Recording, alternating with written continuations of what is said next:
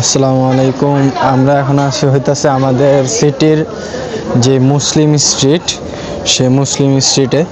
তো আমরা যাচ্ছি আর কি আমাদের ইফতারের জন্য। তো এখানে সকল দোকান সকল দোকানের প্রায় 90% দোকানই হচ্ছে মুসলিম, যেগুলো আর কি আপনারা দেখতে পারবেন এখানে। এই যে ছিংজেন পরা হইতেছে খুইজু লেখা, যার মানে হচ্ছে মুসলিম।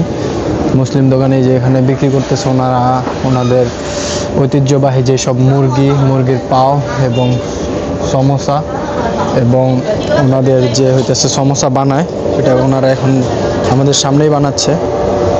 ও ওয়ামন খাই ফাইসি ভিমা, ওনারা হচ্ছে ওনাদের সমোসা বানাচ্ছে। এটা দেখতে সমস্যা হলো, এটা হচ্ছে এটার ভিতরে মিষ্টি জাতীয় খাবার আর কি। তো আমরা হচ্ছে এখানে দেখি এখন ইফতারের জন্য আমরা মসজিদের দিকে যাব।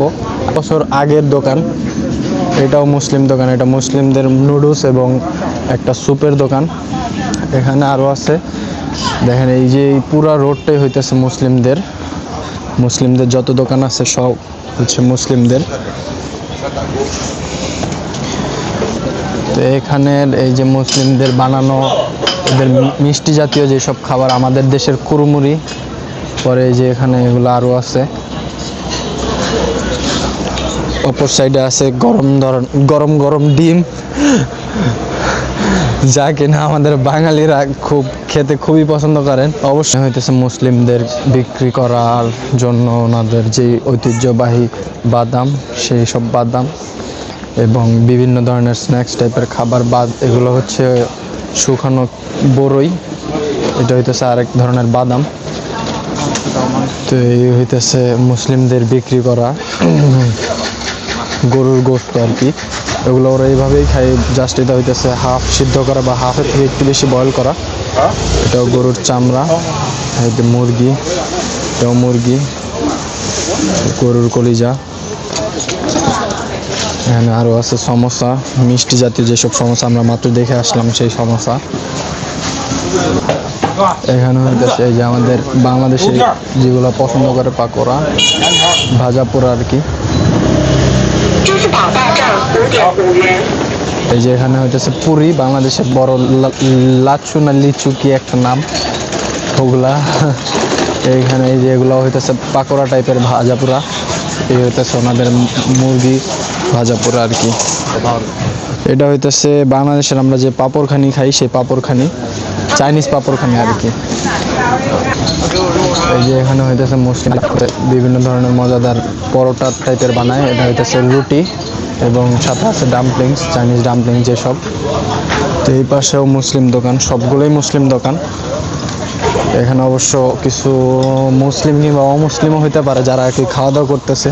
প্রাচীন মসজিদের আর কি বাহিরের অংশ এটা, এবং ভিতরের অংশ হচ্ছে এটা, যার বাম পাশে হচ্ছে মসজিদের মাদ্রাসা, যা কিনা আগে প্রায় 100 বছর বা 70-80 বছর আগে এখানে মাদ্রাসা ছিল, এখন অবশ্য নাই।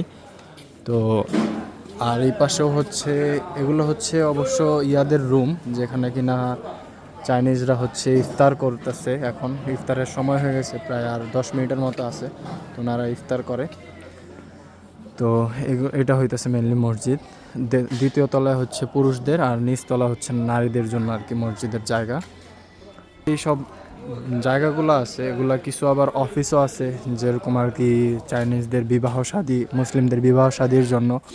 পরে ওই পাশে যেসব রুম আছে ওগুলো হইতেছে অন্যান্য সময়তে, রমজান মাস ছাড়া অন্যান্য সময়তে হইতেছে মানে কোরবানির সময় দেখা যায় গরু কোরবানির যে গোস্ত কাটা হয় সেসব কাটার জন্য।